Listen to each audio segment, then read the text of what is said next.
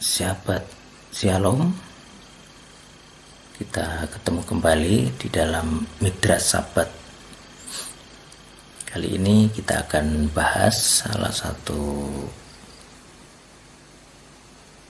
bahan yang cukup kontroversial, tetapi banyak kebenaran yang perlu disampaikan. Salah satunya adalah tentang perdebatan antar iman atau antar agama, dan ini menjadi hal yang kurang bermutu di dalam kita beriman sebagai orang percaya, termasuk beragam isi yang kurang memiliki dasar ayat. Nah, di sini ET akan menampilkan cara pandang yang lebih tepat, dengan pemahaman yang sesuai dengan teksnya, yaitu tentang perbedaan sosok yang disebut Yesus Kristus oleh gereja Yunani, kemudian oleh gereja Yahudi ada beragam nama, Yeshua HaMashiach, Yosua HaMashiach, Yahusua HaMashiach, dan lain sebagainya. Sementara dari pihak sebelah ada yang menyebut Isa Al-Masih. Tapi juga di Kristen Arab ada Yeshua Al-Masih. Nah, kita akan lihat versi mana, sosoknya siapa, dan beragam debat yang menyertainya. Baik, nah, pemahaman pertama tentang sejarah tentang Isa Al-Masih. Jadi sosok Isa dikenal oleh orang Indonesia atau Melayu melalui, khususnya orang Kristen Indonesia atau Melayu, melalui salah satu terjemahan para misionaris Inggris di Malaka. Mereka membuat sebuah kitab suci Injil. Dari namanya saja kita sudah tahu kata Injil. Nah, nanti kita akan bandingkan apakah ini bahasa orang Kristen Arab atau tidak. Juga tentang sosok Isa Al-Masih. Jadi segala isi dari kitab suci KSI ini itu sangat kalau saya bilang sangat Quranik gitu ya, sangat Islami sebenarnya, karena nama-namanya ada Ka'bah, ada masjid, ada Assalamualaikum ya Rabbi, ada Insya Allah sesuai variasi dialek Arab. Nah, rupanya di Indonesia hal ini kurang diterima, sehingga bahkan Lembaga Alkitab Indonesia merubah dari terjemahan Melayu yang dianggap lebih tua ini, dan akhirnya muncul dua terjemahan lama dan terjemahan baru. Terjemahan lama pun mengganti atau sebenarnya mengurangi unsur Arab dari dasar mereka, terjemahan yang lebih tua, dan diganti dengan bahasa yang lebih diterima dengan kemunculan nama Yesus Kristus, dan juga beragam terjemahan lain semacam Selabiar dan beragam terjemahan Melayu atau Indonesia. Baik, kita akan melihat contoh beberapa ayat yang menunjukkan apa yang disebut kitab suci Zabur Injil KSI. Jadi kita akan melihat pertama dari contohnya adalah Roma 1. Di sini ada Roma 1. Ya, Roma 1 ya. Kemudian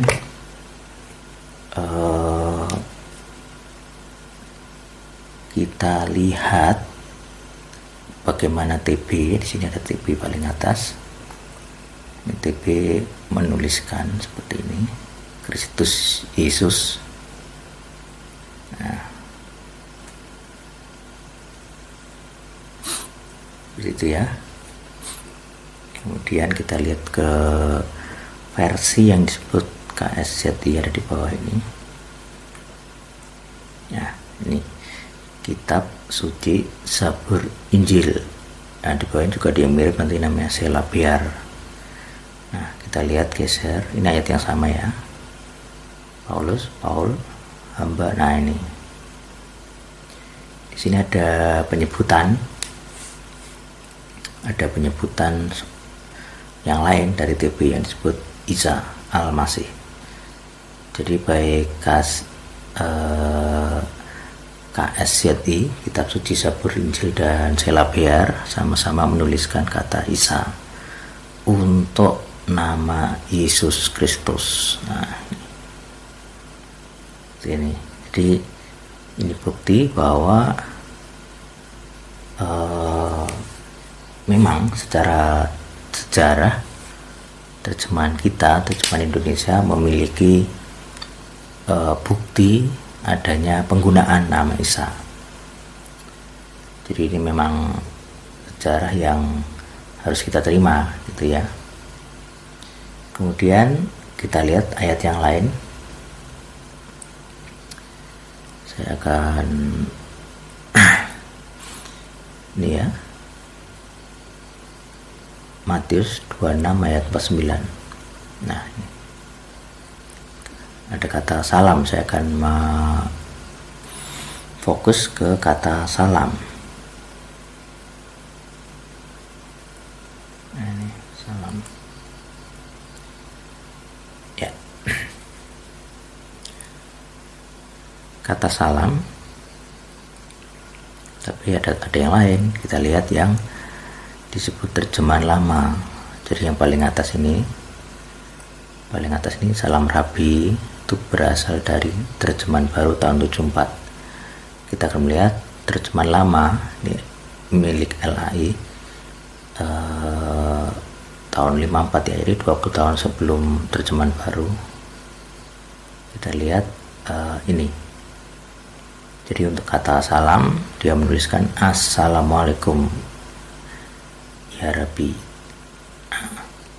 Jadi ini contoh penggunaan kata Arab secara langsung, karena dahulu penerjemahnya memang Muslim.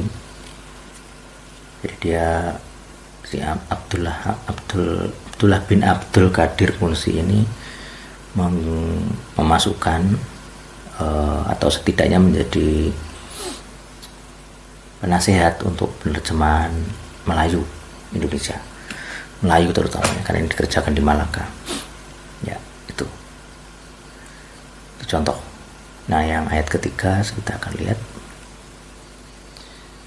ini Matius 4 ayat 5. Nah, kemudian kita lihat kata ini, bait suci. Kemudian kita lihat TL pun jadi terjemahan lama menggunakan bait juga. Tapi untuk kitab suci, Zabur, Injil yang kita lihat di bawah ini,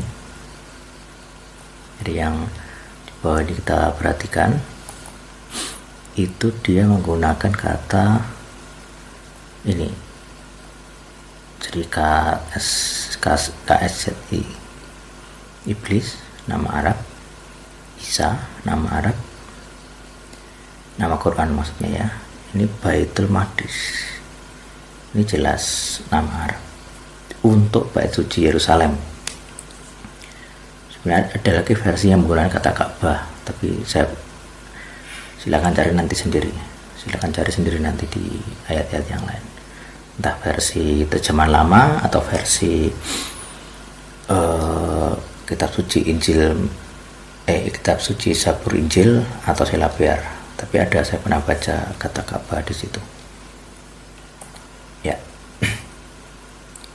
Nah, itu contoh bahwa ada permasalahan dengan sejarah, itu yang menjadi perdebatan. Jadi ketika orang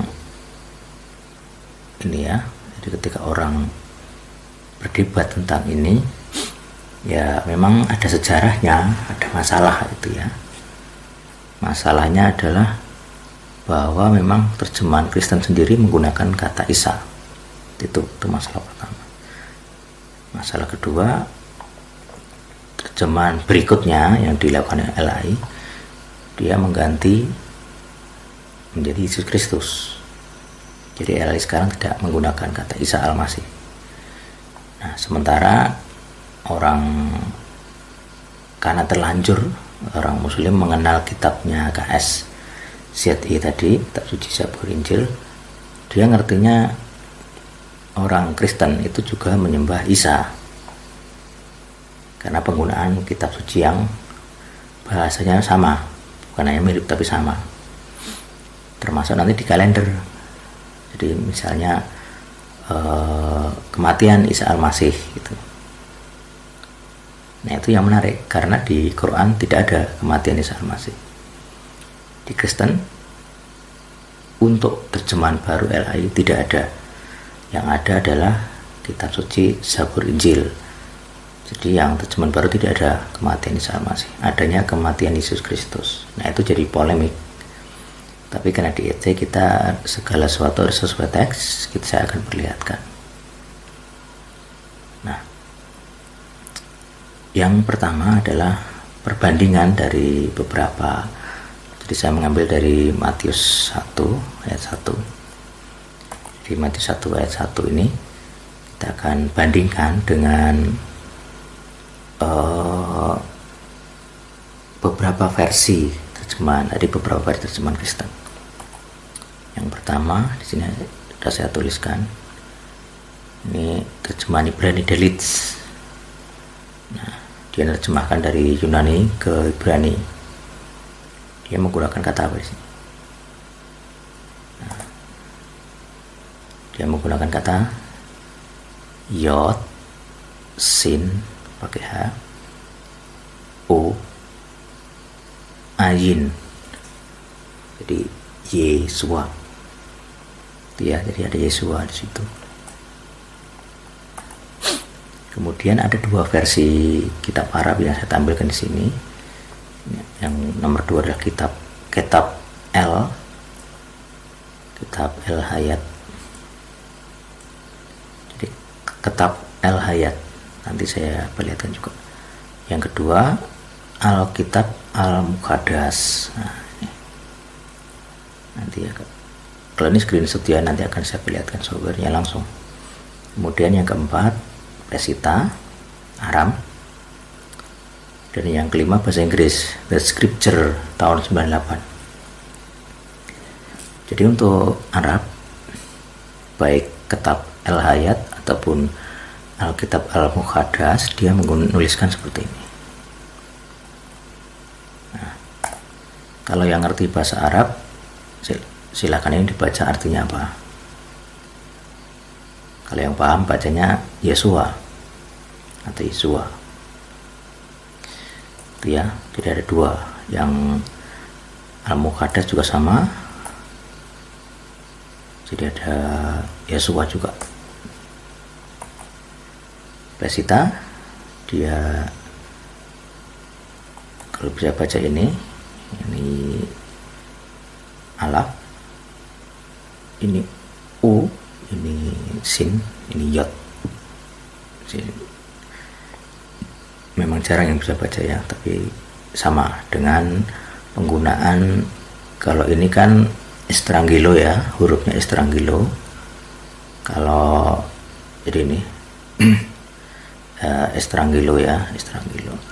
Sedangkan yang ini itu sebenarnya adalah huruf Aram juga, namanya kitab Asuri, di Asur, tulisannya Asur, bukan Ibrani asli sebenarnya. Cuman ini variasi dari terjadi perubahan gitu ya. Nah, yang terakhir kita akan melihat terjemahannya The Scripture. Scripture ini buatan orang MJ, Messianic Jewish dari Afrika Selatan. Bedanya dia menggunakan he, yod, he, vav, sin, ayin ya.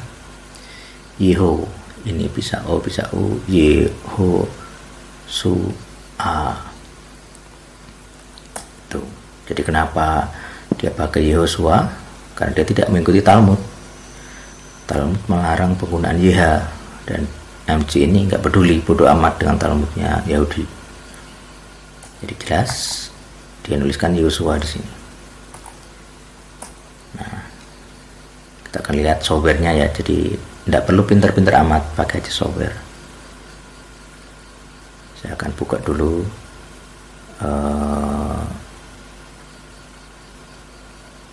aplikasinya. Jadi saya ini menggunakan Linux, Fedora, dan saya, untuk software tertentu saya harus menggunakan Windows. Ini Windows XP license terakhir.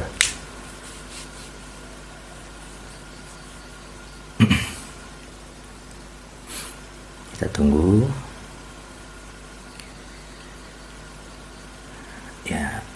Ini Service Pack 2 Windows XP Service Pack 2 Home.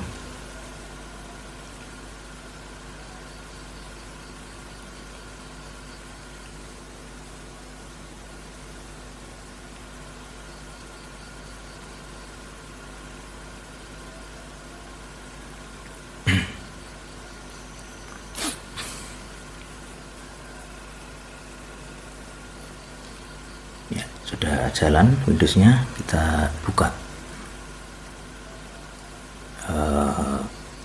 aplikasi. Saya memakai Esword.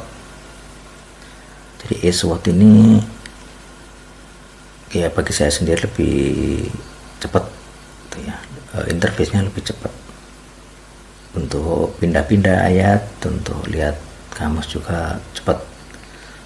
Jadi untuk tutorial seperti ini bisa tampil dengan segera gitu. Kita maximize biar gede, kita zoom aja. Nah itu misalnya tadi kita lihat ini ya, Matius 1 ayat 1 yang Yehosua.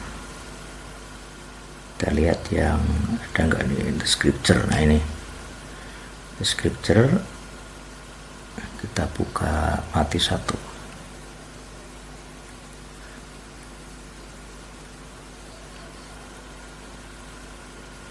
Nah ini kalau bisa baca ini Yehosua. Jadi orang MJ, Messianic Jewish dari Afrika Selatan, bodoh amat dengan Talmud, dia menuliskan Yehosua di sini. Yehosua Mesiah, Son of David. Ini berani kuno pakai W, nggak pakai V. Jadi kalau saksi Yehova itu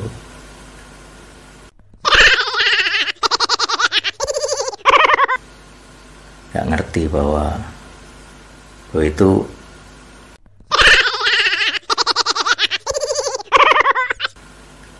saksi Yehova, itu nggak paham biblical Hebrew, harusnya W, wow, bukan Vav.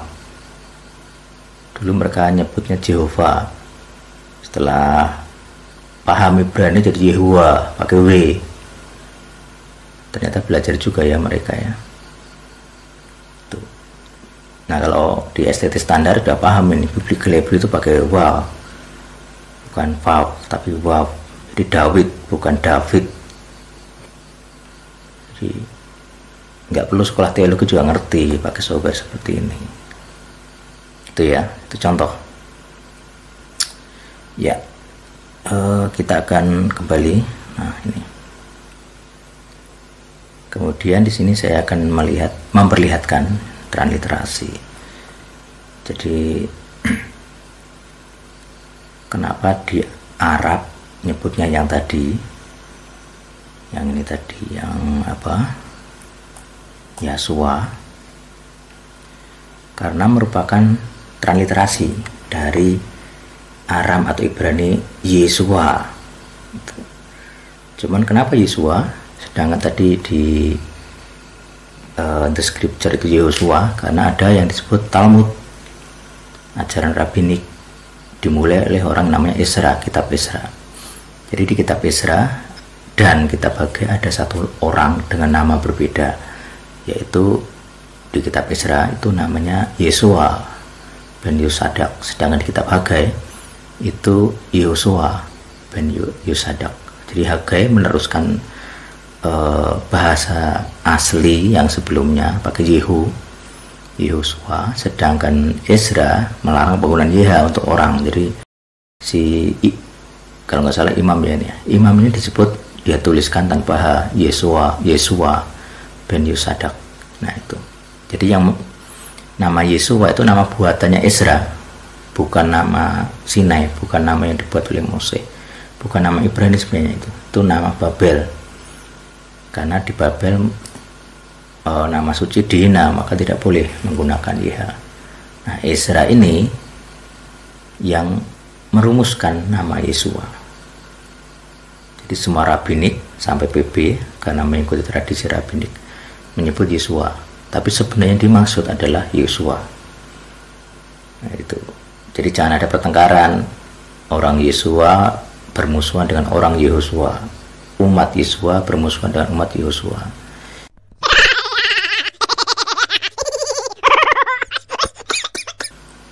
Karena nggak pernah belajar Alkitab, nggak pernah belajar Tanakh, nggak tahu bahwa kitab Hagai dan kitab Ezra itu menuliskan Yesua dan Yosua ben Yosadak.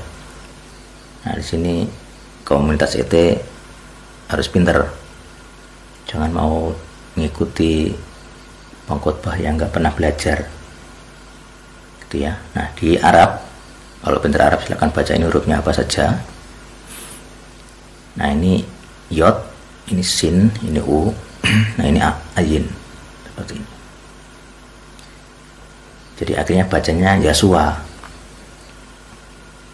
Nanti di bagian media nanti akan ada bukti bagaimana orang Arab menyanyi pakai nyebut Yesua, ya, bukan Isa. Tuh. Nah sekarang masuk ke Al-Quran. Jadi silakan kalau punya Al-Quran di rumah. Kalau yang Muslim pasti punya. Kalau yang Kristen silakan baca ini, An-Nisa 157, saya screenshotkan di sini. Atau kalau punya komputer bisa, saya juga menggunakan software di sini. Saya nggak perlu ngaji, nggak perlu pinter Quran, cukup memanfaatkan program namanya Zikir, The Zikir Project, ya, The Zikir Project. Jadi kalau di sini saya menggunakan ya translationnya Quraisy Shihab, ya. Oh ini ada di bawah. Oh apa ini? Kalau nggak salah Quraisy Shihab. Ah ya, oh ada nih Quraisy Shihab. Oke ya, ini Quraisy Shihab. Kemudian kalau kita cari, karena saya bukan Muslim ya, jadi saya harus terbata-bata mencari ayat di sini.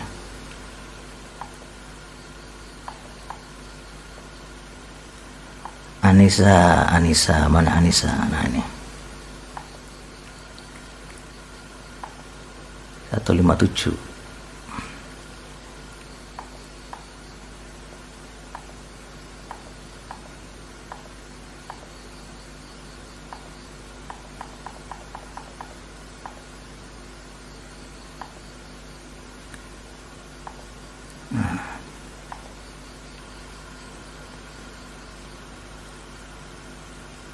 Kecil ya. Saya ini Windows jadi saya nggak bisa zoom. Nah ini ada Isa Al-Masih putra Maryam itu ya, kalau nggak salah katanya ini Isa ini. Nah itu nanti zoomnya di sini. Nah ini jadi kalau matanya melek ya, kalau matamu melek kamu bisa bedakan, nggak usah pinter Arab juga bisa. Ini kata Isa Al-Masih, sedangkan Al-Muqaddas, Alkitab Al-Muqaddas itu ini menyebutnya Yesua. Jadi kalau ada yang ngomong di Al-Muqaddas ada nama Isa Al-Masih itu ndobos, penipu. Jadi pengkhotbah penipu, penceramah penipu, seminarnya menipu. Itu. Ini bukti nyata langsung dari kitabnya. Itu ya. Di Al-Muqaddas ini saya buka lagi.